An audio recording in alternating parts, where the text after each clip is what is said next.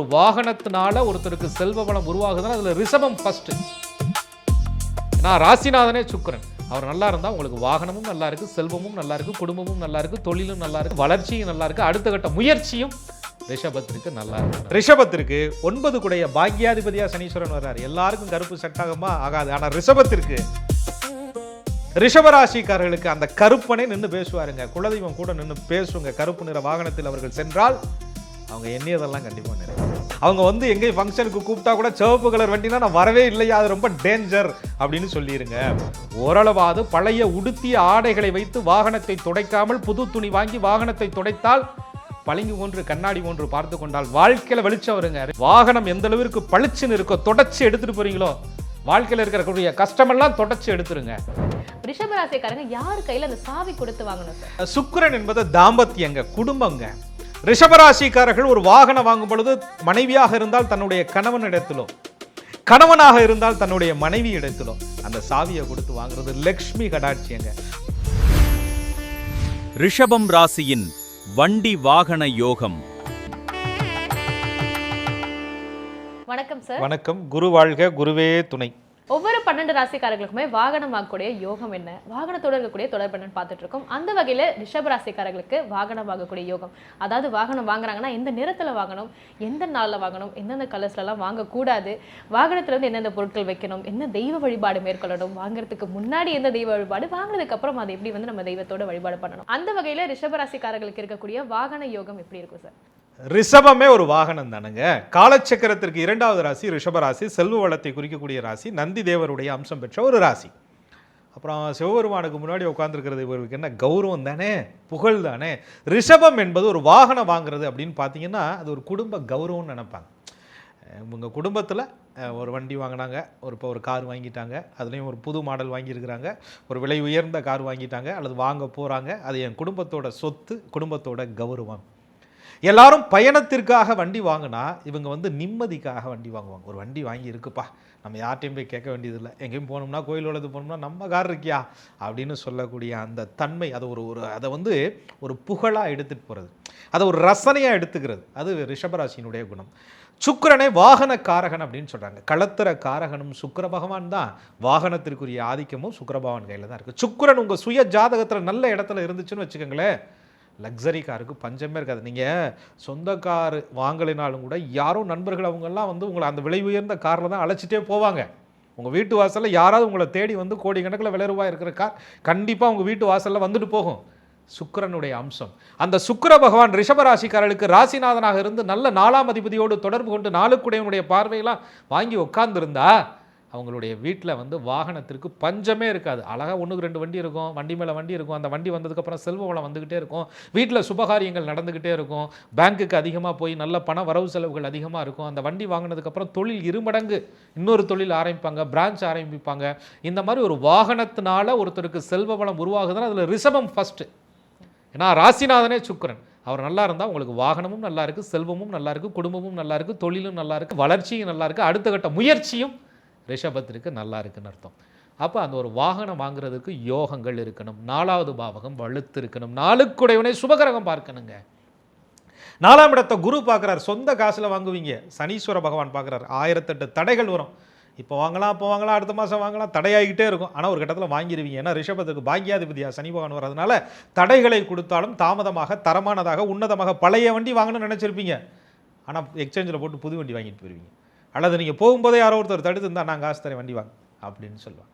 செவ்வாய் பகவானுடைய பார்வை இருக்கா, பார்ப்பதற்கு ஒரு கம்பீரமாக. நீங்கள் ஸ்கூட்டி வாங்கணும்னு நினச்சிருப்பீங்க, கடைசியில் போய் அங்கே போய் புல்லட் வாங்கிட்டு வந்துருவீங்க. அந்த மாதிரி உங்களுக்கு ஒரு கம்பீரமான வாகனங்களை கொடுப்பார். ராகு கேது பகவானுடைய தொடர்பு இருந்தால் மட்டும் கொஞ்சம் அந்த சுக்கிர பகவான் பாதிக்கப்படுறார். ரிஷபத்திற்கு 4க்கு அதிபதியாக சூரிய பகவான் வாகனக்காரகனாக இருக்கிறார். அதோட ராகு கேது சம்மந்தப்படும்போது இயற்கையிலேயே சூரிய பகவானோட ராகு கேது சம்மந்தப்பட்ட விபத்துகள் கண்டங்கள்லாம் சொல்கிறோம். அப்போ வண்டி வாகனங்கள் வாங்கும்போது 4ஆம் அதிபதி திசையோடு என்ன கிரகம் சம்மந்தப்பட்டு இருக்கு, அந்த கிரகத்தினுடைய தசா புத்தி நடக்குதா, சூரிய திசையில் ராகு புத்தி நடக்குதா, கேது திசையில் சூரிய புத்தி நடக்குதா, அல்லது அந்த சுக்கிர பகவான் என்ன நிலையில் இருக்கிறார், 4ஆம் இடத்தை அந்த நேரத்தில் சுபகிரகங்கள் பார்க்குதாங்கிறத பார்த்துட்டு வண்டி வாங்கப்போம். அது உங்களுக்கு அதிர்ஷ்டமாக இருக்கும். போகிறது மட்டும் இல்லை, உங்கள் ராசிக்குரிய வர்ணம், உங்கள் ராசிக்குரிய எண்கள், உங்கள் ராசிக்குரிய யோகமான தெய்வம், உங்கள் வண்டி வாங்கினதுக்கப்புறம் திருஷ்டி படாமல் இருக்கிறதுக்கான வழிபாடு, இதெல்லாம் கூட ரிஷபத்திற்கு அனுகூலத்தை கண்டிப்பாக கொடுக்கும். ஸோ ரிஷபராசிக்கு வந்து சுக்கிரன் அமைப்பு நல்லா இருந்துச்சுன்னு சொன்னீங்கனாலே லக்ஸரியான திங்ஸ் எல்லாமே வாங்க, லக்ஸரியான ஒரு பைக், லக்ஸரியான கார்லாம் வாங்கணும்னு சொன்னீங்க. அதுக்கு வந்து நிறைய பேர் இந்த நிறங்கள் வந்து பார்க்கறது உண்டு. உங்களுக்கு லக்கியா அமையறதுக்கு, லக்கியான ஒரு வாகனம் வாங்குறதுக்கு எந்த நிறங்களை வந்து ரிஷபராசிக்காரங்க பயன்படுத்தும்? நிச்சயமா வாகனம் வாங்கினதுக்கு அப்புறம் லக்கி இன்னும் அதிகமாகிறதுக்கு கலர் தேவை இல்லையா? ஆக ரிஷபத்திற்கு வெண்மை நிறம், பளிச்சுன ஒரு ஒயிட், அந்த அப்படி பார்ப்பதற்கே கண்ணில் ஒத்திக்கிற மாதிரியான ஒரு ஒயிட்டியா, கண்ணில் அப்படி பளிங்கி மாதிரி அடிக்குதியா அப்படிங்கிற ஒயிட் வந்து ரிஷபத்திற்கு அழகு ஐஸ்வர்யங்களை கொடுக்கும். சாம்பல் நிறம் ரிஷபத்திற்கு ஒரு நல்ல ஐஸ்வர்யங்களை கொடுக்கும். சில்வர் கலர் அது சுக்கிர பகவானுக்குரிய நல்ல ஒரு ஐஸ்வர்யங்களை அவர்களுக்கு கொடுக்கும். பச்சை நிறம் ரெண்டுக்குடைய தனாதிபதி கிரீன், டார்க் கிரீனாக இருக்கலாம், லைட் கிரீனாக இருக்கலாம், பிஸ்தா கிரீனாக இருக்கலாம். ரிஷபத்திற்கு நல்ல ஒரு பூர்வ புண்ணியமாக, அது ஒரு நல்ல தெய்வீகமாக, கோவில் யாத்திரைகள், கோவில் சம்பந்தப்பட்ட விஷயங்கள் நிறைய வீட்டில் சுபகாரியங்கள் நடப்பதற்கு அந்த வாகனம் கண்டிப்பாக பயன்படும். ரிஷபத்திற்கு 9 குடைய பாக்யாதிபதியாக சனீஸ்வரன் வர்றார். எல்லாருக்கும் கருப்பு செட் ஆகுமா? ஆகாது. ஆனால் ரிஷபத்திற்கு கருப்பு கண்டிப்பாக செட் ஆகும். ரிஷபராசிக்காரர்களுக்கு அந்த கருப்பனே நின்று பேசுவாருங்க, குலதெய்வம் கூட நின்று பேசுங்க. கருப்பு நிற வாகனத்தில் அவர்கள் சென்றால் அவங்க எண்ணியதெல்லாம் கண்டிப்பாக நிறைவேறும். 10ஆம் இடம் தொழில் நல்லா இருக்கும். தொழில் ஸ்தானம், ஒரு கருப்பு கலரில் பைக் இருக்குது, ஒரு கருப்பு கலரில் கார் இருக்குது, ஒரு கருப்பு கலரில் எல்லாமே இருக்குது அப்படின்னு சொன்னால் அவங்களுக்கு தொழில் ஸ்தானத்தில் ஒரு வலுவான நிலைத்த சம்பாத்தியங்கள் அந்த இடத்துல அவங்களுக்கு கிடைக்கும். ஆக ரிஷபராசிக்காரர்களை பொறுத்தவரையும் வெண்மை நிறம், பால் வெண்மை நிறம், பச்சை நிறம், லைட் ப்ளூ, டார்க் ப்ளூ இதெல்லாமே பார்த்தீங்கன்னா அவங்களுக்கு ஐஸ்வர்யங்களை தானாக கொண்டுட்டு வந்து சேர்க்கும். ரிஷபராசிக்காரங்க வண்டி வாங்கும்போது இந்த நீங்கள் சொன்ன மாதிரி வெண்மை நிறம், பால் வெண்மை நிறம், ப்ளூ ஃபேமிலி, க்ரீன் ஃபேமிலி, ஏன் இந்த பிளாக்ன்றதை வந்து இவங்களுக்கு ரொம்ப அட்ராக்டிவாக லக்கி கலராகவும் அமைஞ்சிருக்கு. ஸோ ஒரு சில கலர்லலாம் வண்டி வாங்கிறாதீங்க அப்படின்னு சொல்லுவாங்க. ரிஷபராசிக்காரங்களுக்கு அந்த எந்த கலர்லாம் வாங்கக்கூடாது? வண்டி வாங்கிறாதீங்கன்னு மட்டும் இல்லை, அந்த வண்டியில் போயிடாதீங்க, ஓசியோட வாங்கி ஓட்டிடாதீங்க. அவங்க வந்து எங்கேயும் ஃபங்க்ஷனுக்கு கூப்பிட்டா கூட சிவப்பு கலர் வண்டினா நான் வரவே இல்லையா, அது ரொம்ப டேஞ்சர் அப்படின்னு சொல்லிடுங்க. ஏன்னா அதுக்குன்னு கவர்மெண்ட் பஸ்ஸு டிராவல்ஸ் எல்லாம் சிவப்பு கலரில் இருந்தால் டிக்கெட்டை கேன்சல் பண்ண முடியும். உங்களுக்கு ராசி நிறத்தில் பயணப்பட்டால் காரியம் தடையில்லாமல் நடக்குங்கிறது சாஸ்திர நம்பிக்கை. ஸோ கூடுமானவரை கொஞ்சம் தவிர்த்துறது நல்லது. ஒருவேளை ரெட் கலர்லாம் இருக்குது, கொஞ்சம் ஒயிட்டும் சேர்ந்து வந்திருக்கு, ஓகே பரவாயில்ல அப்படின்னு பார்த்துக்கலாம். ரெட்டும் மஞ்சளும் கலந்துருக்கு, டபுள் டேஞ்சர். ஏன்னா ரிஷபராசிக்காரர்களை பொறுத்தவரை மஞ்சள் நிறம் என்பது மங்களகரமான நிறமாக சொல்லப்பட்டாலும் கூட அவர்களுக்கு அஷ்டமாதிபதியாக வர்றதுனால ஐயோ மஞ்சள் கலர் வண்டி வாங்கிட்டு போனதுலேருந்து ஒரே தடையாக இருக்குது, பிரச்சனையாக இருக்குது, ஸ்ட்ரெஸ்ஸாக இருக்குது. என் பிள்ளை ஸ்கூல் போகிற பஸ்ஸே மஞ்சள் கலர் தான், என்ன செய்கிறது அப்படின்னா கொஞ்சம் அந்த வாகனங்களில் பயணப்படும் போது இஷ்ட தெய்வங்களை வழிபாடு செய்து இஷ்ட தெய்வத்திற்கான காணிக்கைகளை எடுத்து வச்சுட்டு பயணங்கள் படுங்க. ஏன்னா வாகனங்கிறது நம்ம வாழ்க்கையில் இன்றியமையாத ஒன்று. நம்மளுடைய தெய்வங்கள் அத்துணையுமே வாகனத்தில் தான் இருக்குது. கருப்பணசுவாமி ஐயனார்லாம் எப்படி இருக்கு, குதிரை வாகனத்தில் இருக்கிறாங்க. ஆக வாகனம் என்பது உங்களுக்கு வந்து ஒரு நிம்மதியை கொடுக்கணும் ரிஷபத்திற்கு அப்படின்னு சொன்னால் மஞ்சளை தவிர்த்தரணும். சிவப்பு கலர் உங்களுக்கு சுத்தமாக ஆகாது. அதே போல் உங்களுடைய ராசிக்கு யோகமான நிறங்கள் அதிகமாக இருந்து இந்த நிறங்கள் கம்மியாக இருந்தால் பயன்படுத்தி கொள்ளலாம். இவ்வளோ டீட்டெயிலாக நம்ம பார்த்துட்டு இருக்கோம் சார். ரிஷபராசிக்காரங்களுக்கு வண்டி வாங்கக்கூடிய அந்த உகந்த நாள்னா எந்த நாள் சொல்லுங்க? நிச்சயமாக நான் வண்டி வாங்குவதற்கு ஒரு பிறந்த மாதம்னு ஒன்று இருக்குங்க. ஒரு ஜனன மாதத்தில் பிறந்திருப்பார். அந்த மாதத்திற்கு யோகமான மாதங்களில் சில பொருட்கள் வாங்கும்போது அதிர்ஷ்டமாக இருக்காது. நான் பார்ட் 2ல் சொல்கிறேன். சில பேர் வந்து ஆடியில் ஆஃபர் கிடைக்குது, ஆடி மாதத்தில் நம்ம போய் வாங்கலாமா, ஆடி பெருக்கன்னைக்கு வாங்கலாமா, 18 அன்னைக்கு வாங்கலாமா, ஆனால் எல்லாருக்கும் அது செட் ஆகுமா? ஒரு சிலருக்கு ஆடி மாதங்கள் செட் ஆகும், ஒரு சிலருக்கு செட் ஆகாது. ஆக பிறந்த மாதத்திற்கு எந்த மாதத்தில் சில பொருட்கள் வாங்கணும், வண்டி மட்டும் இல்லை, எந்தெந்த பொருட்களை அனுபவிக்கணும், எந்தெந்த பொருட்கள் வாங்கணும், எதை கொடுக்கணும், எந்த முகூர்த்தம் செய்யணும், எந்த மாதத்தில் தனக்குரிய மாதத்தில் திருமணம் நடத்தணுங்கிற சில அமைப்புகள் இருக்குது. பார்ட் 2ல் பேசலாம். ஆக ரிஷபராசிக்காரர்களை பொறுத்தவரை அவர்களுக்கு வாகனம் வாங்குவதற்கு உன்னதமான ஒரு நாள் வெள்ளிக்கிழமை. சுக்கிர பகவானுடைய ஓரை காலம் எந்த கிழமையாக இருந்தாலும் சுக்கிரனுடைய ஓரை காலம் அவர்களுக்கு அனுகூலத்தை கொடுக்கும். சனி பெருக்கு ரிஷபராசிக்காரர்களுக்கு வாகனம் பண்படங்கு. சனிக்கிழமை போய் ஒரு சின்ன வண்டி வாங்கினீங்கனாலே நீங்கள் அடுத்த 1 வருஷம் 2 வருஷத்துக்குள்ளே ரிஷபம் வந்து ஒரு பொருளை கொடுத்தா பத்திரமா பாதுகாத்துக்குவாங்க. தானும் ஓட்டி தாம் மகனும் ஓட்டி தாம் பேரனும் ஓட்டணும்னு நினைப்பாங்க. ஏன்னா அந்த பொருளை அவ்வளவு பத்திரமா பாதுகாத்து கொடுக்கக்கூடிய தன்மை ரிஷபத்திற்கு உண்டு. அதனால் சனிக்கிழமை அன்னைக்கு வாங்கினீங்கன்னா அந்த வண்டி தலைமுறைக்கும் உங்களுக்கு செல்வத்தை தேடி சம்பாரித்து கொடுக்கும். வண்டி வந்து சில பேர்லாம் பார்த்தீங்கன்னா எங்கள் தாத்தா ஓட்டின அம்பாசிட்டருக்கார இன்னமும் கவர் போட்டு பத்திரமா வச்சுருக்கோங்க. எங்கள் அப்பா வாங்கின ஸ்கூட்டரை இன்னமும் பொத்தி பார்த்துருக்கு. ரிஷபம் என்பது சுத்தம். ரிஷபராசிக்காரருடைய வாகனம் கண்ணாடி போன்று பளிச்சுன்னு இருக்கணும். அதாவதுங்க பனியன் ஏற்கனவே கிழிஞ்சிருக்கும். அந்த கிழிஞ்ச பனியன் என்னதுக்கு உபயோகப்பட போகுதுன்னு நினச்சி வண்டி துடைக்கிறதுக்கு வச்சுருப்பாங்க. தேய்ச்சி ரொம்ப கிழிஞ்சு போயிடும். அந்த துணியை பத்திரமா வண்டிக்குள்ளேயே வச்சுருப்பாங்க. பொங்கல் அன்னைக்கு வச்சதாக இருக்கும், அடுத்த போகி அன்னைக்கு எடுப்பாங்க. அப்படி வைக்கக்கூடாது. ரிஷபராசிக்காரர்களை பொறுத்தவரை அவர்களுடைய வாகனத்தில் புது துணி இருக்கணும். அதுக்குன்னு ஒவ்வொரு நேரமும் துடைக்கிறதுக்கு புது துணி வாங்க வேண்டாம். ஓரளவாது பழைய உடுத்திய ஆடைகளை வைத்து வாகனத்தை துடைக்காமல் புது துணி வாங்கி வாகனத்தை துடைத்தால் பளிங்கு ஒன்று கண்ணாடி ஒன்று பார்த்து கொண்டால் வாழ்க்கையில் வெளிச்சம் வருங்க. ரிஷபம் சுக்கிரன் சுத்தந்தான், வாகன சுத்தந்தான் ரிஷபராசிக்காரர்களுக்கு சுகத்தை தருது. வாகனம் எந்த அளவிற்கு பளிச்சுன்னு இருக்கோ, தொடச்சி எடுத்துகிட்டு போகிறீங்களோ, வாழ்க்கையில் இருக்கிறக்கூடிய கஷ்டமெல்லாம் தொடச்சி எடுத்துருங்க. ஆக வாகனம் என்பது ரிஷபத்திற்கு சுத்தமாக இருக்கணும். புதன்கிழமை நல்ல நாள் அவர்களுக்கு. ஆக வண்டி வாங்குவதற்கு வெள்ளி சனி புதன் ரிஷபத்திற்கு யோகமான நாள். ஸோ ரிஷபராசிக்காரங்களுக்கு வாகனம் வாங்கக்கூடிய நாளாக புதன் வெள்ளி சனி அமைஞ்சிருக்கு சார். ஸோ எண்கள் வந்து நிறைய பேர் வந்து பார்க்கறது உண்டு. அந்த வகையில் ரிஷபராசிக்காரர்களுக்கு அதிர்ஷ்டம் தரக்கூடிய எண்கள், இந்த எண்கள் வந்து கூட்டு எண்களாக இருந்துச்சுன்னா உங்களுடைய வாகனம் வந்து சிறப்பாக அமையும்னா இந்த எண்கள் சார்? நிச்சயமாக. நான் நிறைய ஒரு சாதாரண நிலையில் இருப்பாங்க, அப்புறம் ஒரு நல்ல லெவலுக்கு வந்திருப்பாங்க. என்னடான்னு பார்த்தா அந்த வண்டி நம்பர் வந்து ஒரு அமைஞ்சிருக்கும் இயல்பாக. உடனே அவங்களுக்கு புரிஞ்சிடும் இந்த வண்டி வந்ததுக்கு அப்புறம் தான் நமக்கு மாற்றம் இருக்குன்னு சொல்லிட்டு அவங்க பார்த்தீங்கன்னா அவங்க வாங்கக்கூடிய எல்லா வண்டிக்கும் அந்த நம்பரை கேட்டு வாங்கிடுவாங்க. கடைசி வரையும் பார்த்தீங்கன்னா அவங்க வச்சிருக்கிற 2 வீலர்லேருந்து கார்லேருந்து அத்துணையுமே அந்த நம்பராக வந்துக்கிட்டே இருக்கும். அவங்க வளர்ச்சி அடைஞ்சு போயிட்டே இருப்பாங்க. அதுதான் நான் எண்களுடைய சூட்சமே அதுதான். சில பேர் பார்த்தீங்கன்னா தனித்த 6ல் வண்டி வாங்குவாங்க. லட்சுமி கடாட்சியம்னு சொல்லுவாங்க. லட்சுமி கடாட்சியமாக தான் இருப்பாங்க. ட்ரெஸ்ஸு வெள்ளையாக இருக்கும், காரு வெள்ளையாக இருக்கும், உடுத்துற மனசு வெள்ளையாக இருக்கும், போகிற பாதை வெள்ளையாக இருக்கும், சம்பாதிக்கிற பணம் வெள்ளையாக இருக்கும், புகழ் வெள்ளையாக இருக்கும். ஆக சுக்கிரனுடைய அம்சம் அவர் லேசாக பார்த்துட்டார் அப்படின்னு சொன்னால் ரிஷபத்திற்கு செல்வ வளம் வாகனம் கண்டிப்பாக கொடுக்கும். 6ஆம் நம்பர் வாகனம் ஆறுமுகனுடைய அருளால் அனைத்து துன்பங்களையும் அவர்களுக்கு நீக்கும். ஆக 6 என்பது ரிஷபத்திற்கு அனுகூலம் தரக்கூடிய எண்.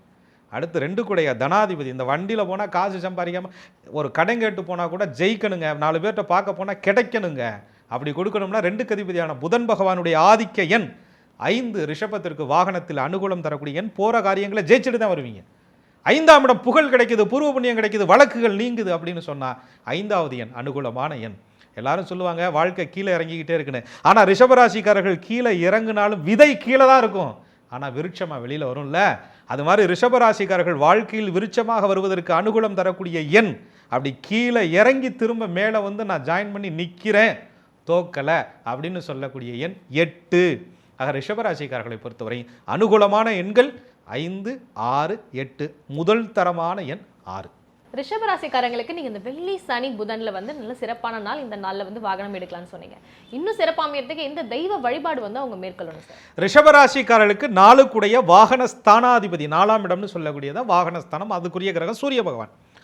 காலையில் சூரிய உதயத்திற்கு முன்னவே எழுந்திருத்து விநாயகர் பெருமானை வழிபாடு செய்துட்டு சூரிய நமஸ்காரம் பண்ணிட்டு சூரிய நாராயணனுடைய மந்திரத்தை சொல்லிட்டு மகாலட்சுமி தாயாரை மனசீகமாக வணங்கிட்டு அதுக்கப்புறம் கொஞ்சம் பச்சை கற்பூரத்தை எடுத்து பாக்கெட்டில் வச்சுக்கிட்டு கொஞ்சம் மகாலட்சுமியினுடைய துளசியை வாங்கி தாமரையை வாங்கி பாக்கெட்டில் வச்சுக்கிட்டு பெருமாளை போய் நல்லா நமஸ்கரித்து வணங்கி நாராயண மந்திரத்தை சொல்லிட்டு வீட்டில் இருக்கக்கூடிய பெரியவர்களை வணங்கிட்டு இந்த நாளில் வண்டி வாங்க போனால் அதிர்ஷ்டமாக இருக்கும்.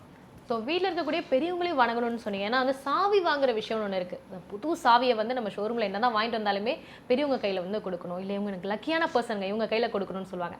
ரிஷபராசிக்காரங்க யார் கையில் அந்த சாவி கொடுத்து வாங்கணும் சார்? சுக்கிரன் என்பது தாம்பத்தியங்க, குடும்பங்க. ரிஷபராசிக்காரர்கள் ஒரு வாகனம் வாங்கும் பொழுது மனைவியாக இருந்தால் தன்னுடைய கணவனிடத்திலோ, கணவனாக இருந்தால் தன்னுடைய மனைவி இடத்திலோ அந்த சாவியை கொடுத்து வாங்குறது லக்ஷ்மி கடாட்சியங்க.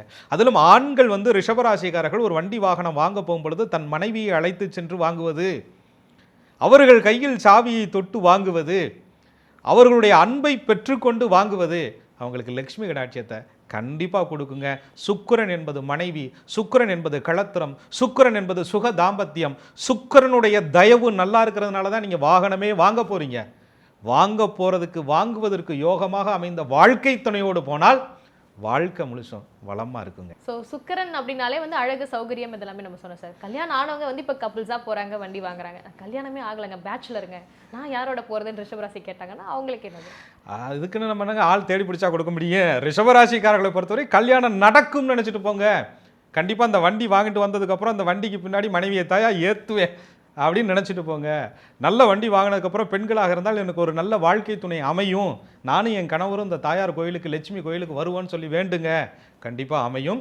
ஆக ரிஷபத்தை பொறுத்தவரை நல்ல மகாலட்சுமி அம்சம் பொருந்திய ஒரு பெண் குழந்தை உங்கள் வீட்டில் இருந்தால், பெண் குழந்தைய மகாலட்சுமி அம்சம் தான், அதென்ன பொருந்திய பெண் குழந்தை இருந்தால் அவர்கள் முகத்தில் முழித்துவிட்டு போய் வாங்குவது சிறப்பு. திருமணம் ஆகாதவர்கள் ஒரு பெண் குழந்தையினுடைய கையில் சாவியை கொடுத்து வாங்கினா, அவங்க வீட்டில் சொந்தக்காரங்க பிள்ளை உறவுக்கார பிள்ளை இருக்கு இல்லையா, அது கையில் கொடுத்து வாங்கினா லட்சுமி கடாட்சியம் கண்டிப்பாக இருக்கும். முன்னாடி சொல்லும் போதே அந்த புது துணிகள் தான் வைக்கணும், அந்த பழைய துணிகள் வைக்கக்கூடாதுன்றது சொன்னீங்க. ஏன்னா ரிஷபராசிக்காரங்க ரொம்ப அந்த சுத்தம் சம்பந்தப்பட்ட விஷயத்துல வந்து ரொம்ப கிளியரா இருப்பாங்க, பெர்ஃபெக்டா இருப்பாங்கன்னு சொன்னீங்க. ரிஷபராசிக்காரங்க வாகனத்துல வந்து இந்த புது வாகனம் எடுத்துட்டாங்க, இல்லை ஆல்ரெடி வாகனம் இருக்குன்னா எந்த விஷயங்களை வைக்கணும்?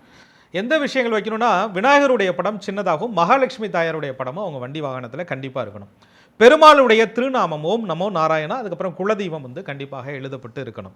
அவர்களுடைய வண்டி வாகனத்தில் நல்ல நறுமணமான, ஏன்னா சுக்கிரன் வந்து வாசனாதி திரவியங்களுக்குரிய கிரகம், நல்ல நறுமணமான விஷயங்கள் இருக்கணும். ஒரு வண்டியில் பயணப்பட போதீங்கன்னா நல்ல மலர்கள், பூக்கள் சும்மா கம்மியான அளவாவது எடுத்து அந்த வண்டியில் வச்சுட்டு போகணும். எலும்பிச்சை கனி அவங்க வண்டிக்குள்ளே கண்டிப்பாக இருக்கணும். ஆக ரிஷபராசிக்காரர்களுடைய வாகனத்தில் நல்ல தெய்வீக நறுமணத்தை தரக்கூடிய பச்சை கற்பூரத்தை ஒரு பச்சை துணியில் கட்டி வண்டிக்குள்ளே வைங்க. போகிற காரியம் நல்ல நறுமணமாக ஜெயிச்சுட்டு வருவீங்க. ஒரு சில விஷயங்களை வந்து நம்ம வண்டியில வந்து வைக்கும் போது மறந்துருப்போம், இந்த பொருட்கள்லாம் ஏன் இருக்குன்றதை நம்ம பார்க்கும் போது தான் ஞாபகம் வரும். ஏன்னா அந்த பழைய துணிகள்லாம் வைக்கக்கூடாது அப்படின்றத சொல்லுவாங்க.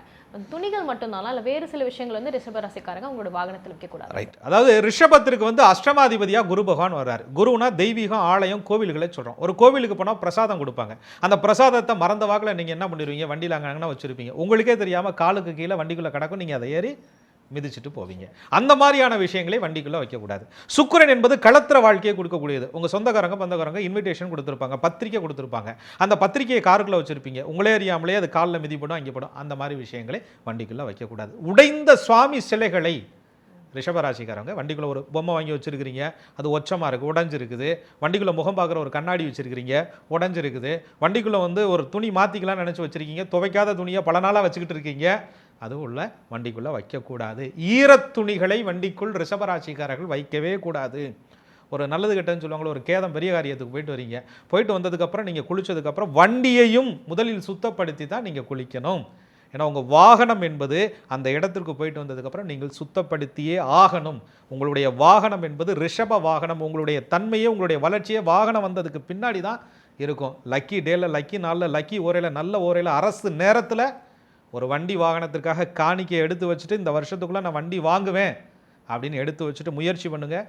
இந்த வீடியோ பார்த்ததுலேருந்து ஒரு வருஷத்துக்குள்ளே நீங்கள் வண்டி வாங்கிட்டீங்கன்னு என்கிட்ட சொல்லுவீங்க பாருங்கள். ஸோ ரொம்ப அழகாக பார்த்துட்டு இருக்கோம் சார். இதெல்லாம் லக்கியாக அமையக்கூடிய விஷயம். இதெல்லாம் தாண்டி வந்து ஒரு நாள் வந்து நமக்கு பாசிட்டிவாக அமையணும், நல்லா பிரைட்டாக இருக்கணும்னா அந்த பாடல்கள் வந்து அவங்க கேட்குறது உண்டு. எல்லாருமே ஆண்களோ பெண்களோ எல்லாருமே கேட்போம். அந்த வாகனத்தில் பயணிக்கும் போது முதல்ல இந்த பாட்டை நீங்கள் கேட்டுட்டு எந்த விஷயத்துக்குனாலும் நீங்கள் யூஸ் பண்ணிக்கலாம். அப்படின்னா எந்த பாடல்? என்னை ஆடிவை பிடிச்சி உள்ளே ஓட்டுருவாருங்க. பாட்டு கேட்டுகிட்டே வண்டி ஓட்டக்கூடாதுங்க, பாட்டை கேட்டதுக்கப்புறம் வண்டி ஓட்டணும் அப்படிங்கிறது ரிஷபத்தினுடைய தன்மை. ஆக ரிஷபராசிக்காரர்களை பொறுத்தவரை மகாலட்சுமியினுடைய அம்சமும் பெருமாளுடைய அம்சமும் இருக்கிறதுனால சுப்பிரபாதம், பெருமாளுடைய திருநாமம், ஆண்டாளுடைய திருப்பாவை, இதெல்லாம் கேட்கும்போது அந்த வண்டியில் உட்காரும் போதே அந்த தெய்வீகம் கூட பேசும். கேட்டு முடிச்சதுக்கப்புறம் கொஞ்சம் நேரம் ஆஃப் பண்ணிவிட்டு லெஃப்ட் ரைட்லாம் பார்த்துட்டு வண்டியை ஓட்டுங்க. அப்புறமேல் டைம் கிடைக்கும்போது ஓரமாக நிப்பாட்டி பாட்டை கேளுங்க. ரிஷபத்திற்கு பெருமாளுடைய மந்திரம் வண்டிக்குள் சொல்லிக்கொண்டே இருந்தால் நெகட்டிவ் எனர்ஜிலாம் நீங்கிரும். அது மாதிரி இந்த வண்டியை ஓசி கொடுக்குறது, ரிஷபராசிக்காரர்கள் அடுத்தவர்கிட்ட கொடுக்குறது, அவங்க என்னத்தையாவது எக்ஸ்ட்ராலோட உள்ளே ஏற்றி விட்றது, நெகட்டிவ் எனர்ஜியை கிரியேட் பண்ணி விட்டுறது, தவிர்க்க முடியாமல் கொடுத்துட்டு அந்த வண்டியை திரும்ப வாங்கினதுக்கப்புறம் செலவு பண்ணிக்கிட்டே இருக்கிறது, இதெல்லாம் தவிர்த்தணும். உங்கள் வண்டி வாகனங்களை உங்களை தவிர நீங்கள் யார்ட்டையும் ஓட்டுவதற்கு அனுமதிக்காதீங்க. சரஸ்வதி தேவியும் லக்ஷ்மி தேவியினுடைய அனுகூலம் குறைஞ்ச மாதிரி கொஞ்சம் ஃபீல் ஆகிடும். ரிஷபராசிக்காரங்க இப்போ புது வண்டி வாங்கிட்டாங்க சார், முதல்ல அவங்க எந்த கோயிலுக்கு போகணும், எந்த தெய்வ வழிபாடு வந்து மேற்கொள்ளணும்? நிச்சயமாக விநாயகரை வழிபாடு பண்ணிட்டு தான் நம்ம எந்த விஷயத்தையும் தொடங்குவோம். அதே மாதிரி குலதெய்வ ஆலயத்திற்கு முதல்ல நம்மளுடைய வாகனத்தை எடுத்துகிட்டு போவோம். வண்டி வாங்கியிருக்கோம், நல்லா இருக்கணும், குடும்பத்தோட நல்லா இருக்கணும்னு நம்ம வேண்டிக்கிறோம். அதற்கப்புறம் இஷ்ட தெய்வத்தை நோக்கி போவாங்க. ரிஷபத்திற்கு நந்தி தேவருடைய நல்ல அனுகூலம் கிடைக்கணும் அப்படின்னு ஒரு சொல்லப்படுது சாஸ்திரத்தில். சிவபெருமானுடைய ஆலயத்திற்கு சென்று அவர்கள் வழிபாடு செய்யணும். கூடுதலாக அவர்களுடைய ஊருக்கு பக்கத்தில் எந்த திவ்ய தேசம் இருந்தாலும் சரி, 108 எந்த திவ்ய தேசம் இருந்தாலும் சரி, அந்த திவ்ய தேசத்திற்கு அந்த வண்டி வாங்கின 48 நாட்களுக்குள் ஒரு முறையாவது போயிட்டு வந்து பாருங்கள். கண்டிப்பாக வாழ்க்கை திவ்யமாக. ஸோ வண்டி வாங்குறதுக்கு நாள் கிழமை இந்த லக்கியான திங்ஸ் எல்லாமே நம்ம பார்த்தாலுமே ஒரு சிலர் வந்து என்ன சொல்கிறாங்கன்னா, அந்த 7.5 சனி நடக்கும் போது வந்து வாங்காதீங்க. அப்படி வாங்கினாலுமே வந்து யார் பேரில் வாங்குறது, இது எப்படி பார்த்து வாங்குறது, இதை பற்றி நம்ம டீட்டெயிலாக கேட்கணுமா, இதெல்லாம் யோசிக்கிறாங்க. ஒருவேளை ரிஷபராசிக்காரங்களுக்கு 7.5 சனி நடந்துட்டு இருந்ததுன்னா அவங்க யார் பேரில் வந்து வண்டி எடுக்கணும் சார்? நிச்சயமாக, அதாவது எல்லா ராசிக்கும் வந்து 7.5 சனி நடக்கையில் வண்டி வாங்கக்கூடாதுங்கிற அர்த்தம்லாம் கிடையாது. ரிஷபராசிக்காரர்களுக்கு 7.5 சனி நடக்கும்போது தான் வண்டி வாகன யோகமே அமையுங்கிறேன் நான். ராசிக்கு 9-10 கூடிய பாக்கியாதிபதி ராசிக்கு 12ஆம் இடத்துல விரயஸ்தானத்தில் உட்காரும்போது சுப விரயங்களை உங்களை பண்ண வைக்கிறார். அதனால் 7.5 சனி நடக்கும்போது நீங்கள் வண்டி வாங்கலாம். அதில் சில நேரங்களில் கடன் பட்டு வாங்கிடலாமா அப்படின்லாம் தோணும். பழைய வண்டியவே ஓட்டுவோமா மாற்றுவோமா அப்படின்னு தோணும். 7.5 சனி நடக்குது, அஷ்டம சனி நடக்குது, எதுவும் விபத்தில் சிக்கிறோமான்னு பயம் இருக்கும். சனி பகவான் உங்களுக்கு யோக காரகராக இருக்கிறாரு. உங்கள் லக்னத்திற்கும் கொஞ்சம் சுபமாக இருந்து நல்ல தசாபுத்திகளும் நடந்தால் 7.5 சனிகள் தாராளமாக வாங்கலாம். ஒன்றை மட்டும் பண்ணக்கூடாது, நடு ரோட்டில் போய் எட்டு போடக்கூடாது. ஆக வண்டி வாகனம் வாங்கிய வண்டி வாகனத்தை பொறுப்பாக நிதானமாக ரிஷபராசிக்காரர்கள் அந்த காலகட்டங்களில் பயணிக்கணுமே தவிர மற்றபடி வாங்கக்கூடாதுங்கிற அவசியம் இல்லை. நடு ரோட்டில் எட்டு போட்டால் சனி பகவானும் நமக்கு 10 போட்டுருவார்.